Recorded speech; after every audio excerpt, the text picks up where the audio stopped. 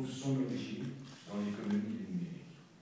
Elle représente 5% de notre PIB, mais au-delà, l'ensemble des secteurs économiques et 80% de notre économie sont transformés par le développement d'Internet.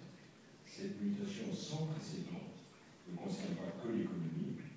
Le numérique modifie en effet notre façon d'être dans la société, notre façon de communiquer, nos administrations.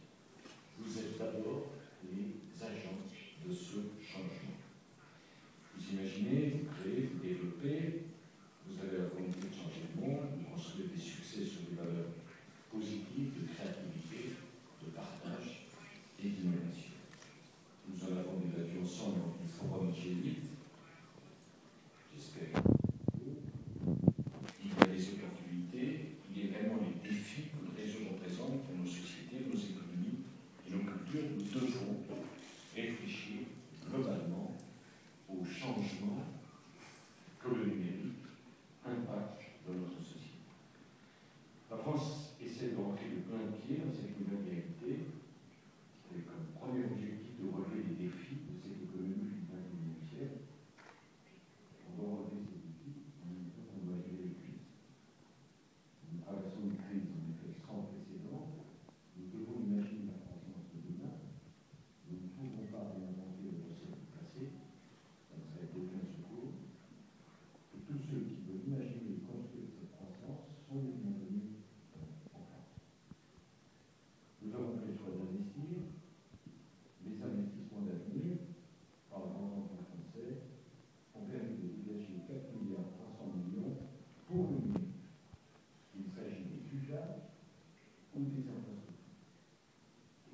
Le choix que nous avons fait, c'est de maintenir l'investissement malgré le fait, plus exactement, que l'investissement soit fait en place. Par ailleurs, nous avons longtemps souffert d'un manque de financement pour l'amorçage des entreprises. C'est crucial pour leur survie et leur développement. Nous avons créé 2 fonds de départ dotés de 400 millions d'euros chacun, le Fonds national financier et le Fonds de l'État communauté, qui sont là pour soutenir les industries, les chercheurs et les sociétés de développement. Nous avons également passé une spécialité. La France est aujourd'hui plus simplement le pays le plus attractif d'Europe pour toutes les activités de recherche et développement. Grâce au projet universel, la France est le pays le plus ouvert. Nous avons eu l'occasion de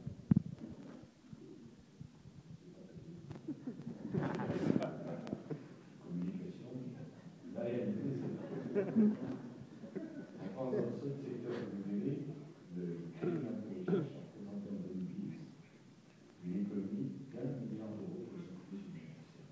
Les entreprises du numérique ont pu déduire fiscalement en France 1 milliard d'euros. Et en France, une start-up est exonérée de charges pendant 4 ans et bénéficie d'allégements substantiels jusqu'à sa mutuelle. On a également donné à notre enseignement supérieur les atouts pour réussir dans la mondialisation. Je crois qu'on ne peut pas avoir un numérique qui se développe et des universités qui n'ont pas d'autonomie et qui n'ont pas les moyens de devenir des centres de recherche. C'est lié. Je ne dis pas que tout passe par l'université, par la recherche, mais quand on réussit, viennent quand même par là. Et nous avons essayé de revoir la gouvernance d'Internet, car je souhaite que l'innovation soit au cœur de tout ce que nous entreprenons. Bon, on a tâtonné au début, pour dire le fait. Moi, pour dire, bien sûr. Il faut voir, on a la crise, on a les souffrances des gens, on a réinventé complètement un monde, on a eu la véritable révolution numérique. Il a fallu comprendre ça. C'est complexe de pouvoir d'assurer la réponse à toutes les contraintes et parfois aux incohérences.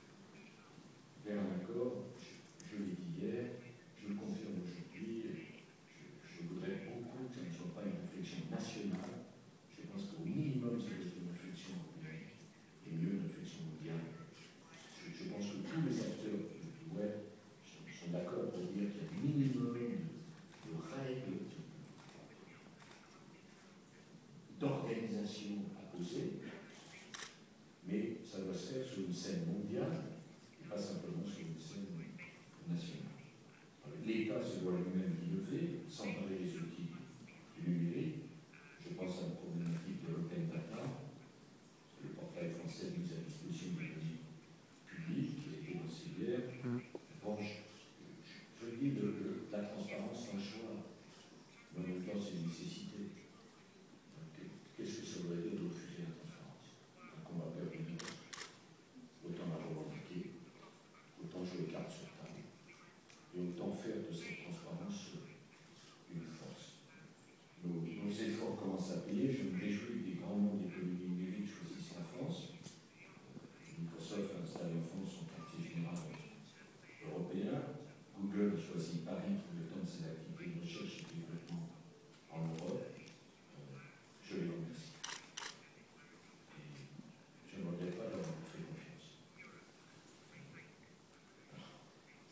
Si je n'allais pas là-bas, on me dirait non, on ne va pas là-bas.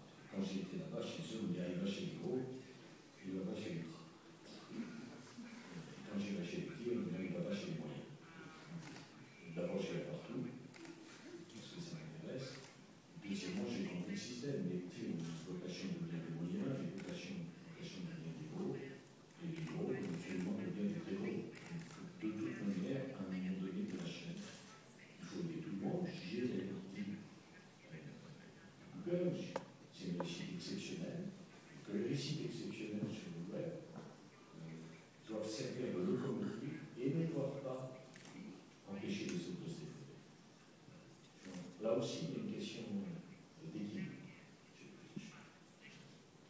Au nom même des valeurs qui sont évoquées, il y a une responsabilité, comment dire, il y a une responsabilité de ceux qui parmi vous ont réussi avant et plus que les autres à l'endroit des autres.